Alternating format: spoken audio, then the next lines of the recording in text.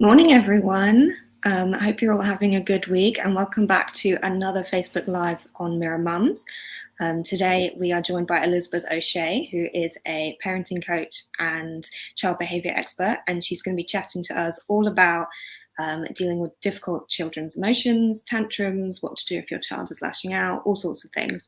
So, hi, Elizabeth. Good morning, Courtney. Lovely to see you. You too. Do you want to start by just telling people a little bit about yourself and your work?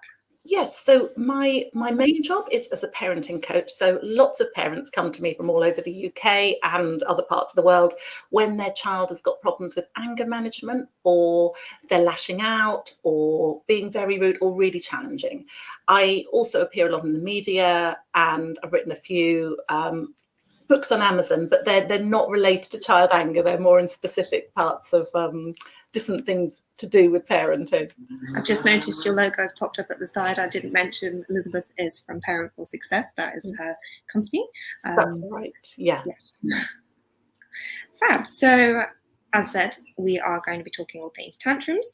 So, should we start with a question about how to avoid a tantrum with kids? Is there a way to kind of de-escalate a situation before it goes too far? That is a really good question, because most people just want to tackle the tantrum. If you can avoid it, it's much, much easier.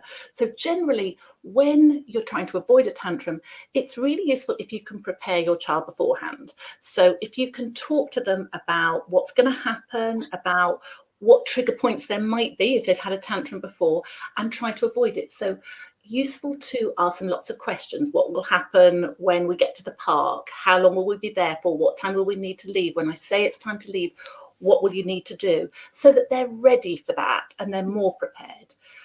But useful to think about other things as well, like not letting them get too tired or hungry, or keeping things that may cause a tantrum out of sight. Even just noticing those little signs that the child is going to begin to have a tantrum, when they're beginning to whine, or you can see they're beginning to get upset, swoop in and try and distract them, or do something different, or play a chasing game, or remember something that you'd forgotten. And it's also very good to give the child a lot of attention for the good behaviour. So when you notice that they do handle their emotions well, when they don't have a tantrum, when they seem to cope with something, really good to notice and give them lots of praise for that. Okay, so positive rewards. And if you do unfortunately get to the tantrum stage, how is the okay? How do we deal with that? What's the best way to deal with that? Three main things to remember. Stay calm, empathize with the child, and then talk about it later. So the first thing we tend to do as parents is we jump in and we try to tell our child why they shouldn't be having a tantrum, and it doesn't work. The child will get worse and worse and worse. And most parents don't realize that by doing that, they are fueling the tantrum. They're making it a lot worse. So best thing to do is, first of all, be absolutely determined that you're going to stay calm, and then try and take the child's point of view. So, it looks like you really want that train. It's so sad the other little boy is playing with it. It's hard waiting, isn't it? Or you really wanted to watch your TV program. It's tough that daddy's come home now and it's time for his program. I get that. You've had a lovely time watching TV. But when you can empathize with the child, instead of battling against them, you're on their side, you're with them, and you're kind of like there saying, I'm here with you, I'm going to help you navigate this, rather than stop it, don't be so silly. Because actually it's like they were hijacked. Their whole brain is hijacked. There's no reasoning with a child when they're like that. So best way is to stay calm. That sounds easier said than done, though, doesn't it? Much easier. And so it's then working out what works for you. So is it, I need to set the example, I want my child to copy, or stay calm, I can handle this? Or it could just be that you do something like you take a couple of deep breaths, or you, sometimes it's useful to actually have a calm button. So a calm button is where, when you're very calm, you set yourself a signal. So you put your thumb in the middle of your hand and your fingers on the back of your hand, and you just really tune into how lovely and calm you're feeling, and how floppy your muscles are, and how you feel warm and content and safe. And you keep doing that every time you're about to go to sleep, or you're in the bath, or you're listening to music. Then when you get really triggered by your child, if you do that, you will find yourself instantly feeling calmer, and it will stop you getting so upset. And that way you can stay calm. And then the hardest thing is actually to empathize with the child. You just want to say, don't be so ridiculous. I know you've got yellow ice cream. You wanted pink ice cream, suck it up. And you can't, because the child in that moment, this is the most important issue in the world to that child. So it's really tough. I get it. You've got yellow ice cream. You really wanted the pink one. It's very hard when you have an ice cream that you don't really want, and you were so looking forward to that. And then you can start going into Fantasyland. Let's imagine that we had a big ice cream parlor in our house. What would all the different flavors be? And that way you kind of distract the child out of it. And is it very similar if they're having a tantrum, I guess, in like a public place, like at the supermarket? Because I imagine in that kind of situation, it might be harder to stay calm if you start to feel embarrassed. Like when everybody is watching, that is the hardest time to stay calm, because it's just so embarrassing. All these other people are watching you. So what I said earlier about preventing it is much better than dealing with it. So if you know that your child tends to have tantrums, talk to them beforehand. We're going to go to the shops later. When we go, what will you need to do? How will you remember to stay close to the trolley? If you pass the sweets, what's the rule? Yeah, we have sweets on Sunday. So will we be buying sweets? No, that's right.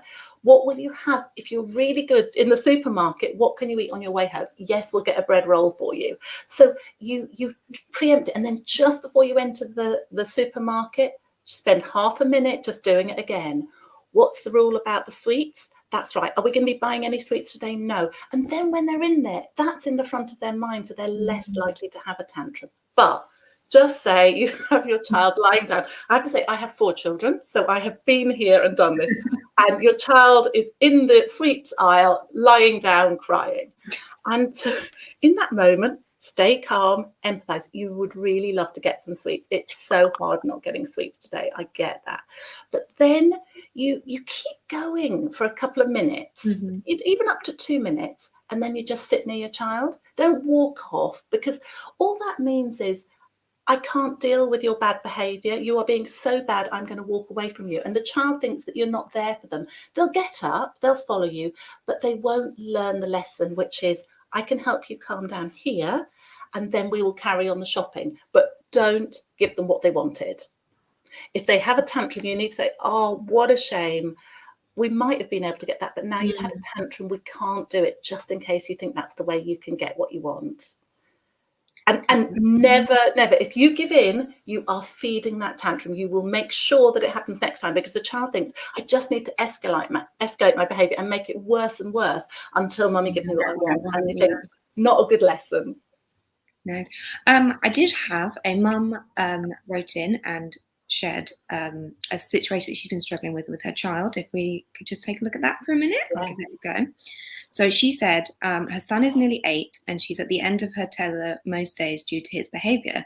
He doesn't do as he's told. He's a nightmare in the morning to get ready for school, and he won't do anything without being told a million times. It's exhausting. He kicks off when he loses a game or when he's playing football with his mates, and he throws tantrums. He even spit out a friend today, and it's not the first time he's done it. He did it last year. I'm mortified that he's done this. He can be the most loving boy sometimes. I'm upset and I just want to scream. Do you have any? Right, yeah. So this is a mum at the end of her tether. This is a mum who's exhausted, tired, frustrated, and you kind of lose the plot in that situation. And the hardest thing is just to stay calm.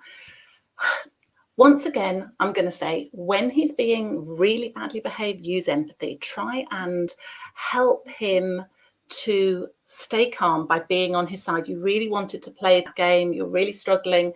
Your friend said something that really upset you. I get that. Now, later on, you need to talk to him about it. And I would say it's almost like going through a whole process. So first of all, make sure he's calm, empathize again. You were really upset with your friend earlier, weren't you?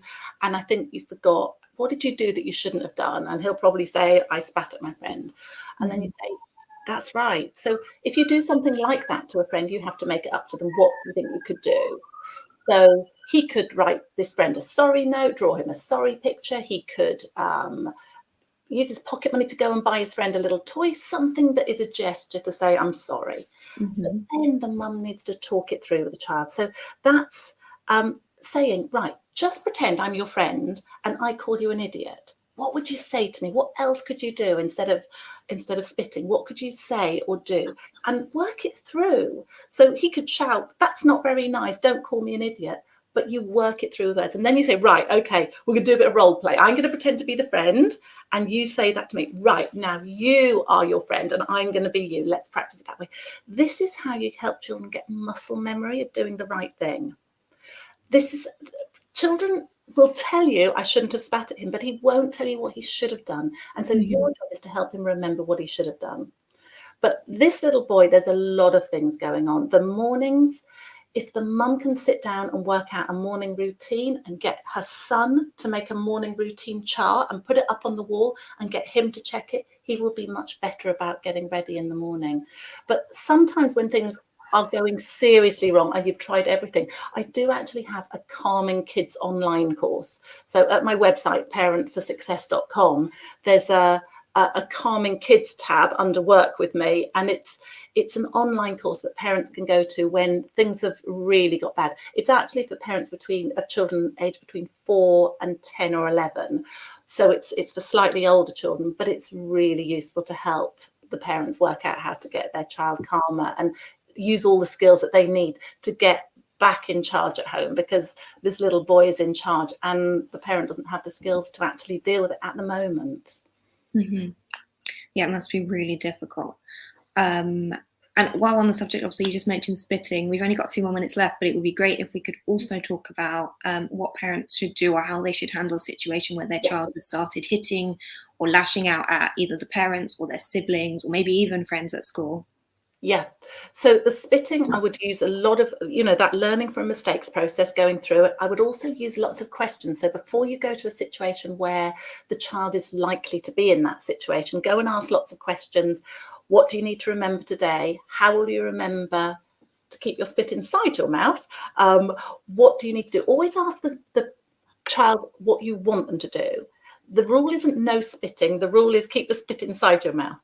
But if you're finding things are getting pear-shaped at home, the child is lashing out, useful to do that process in the moment. Stop, empathize with them. Stop's better than the word no, because children are often quite triggered by the word no. They hear it a lot and it's a clashing word. Stop is almost like a moment where they stop and think.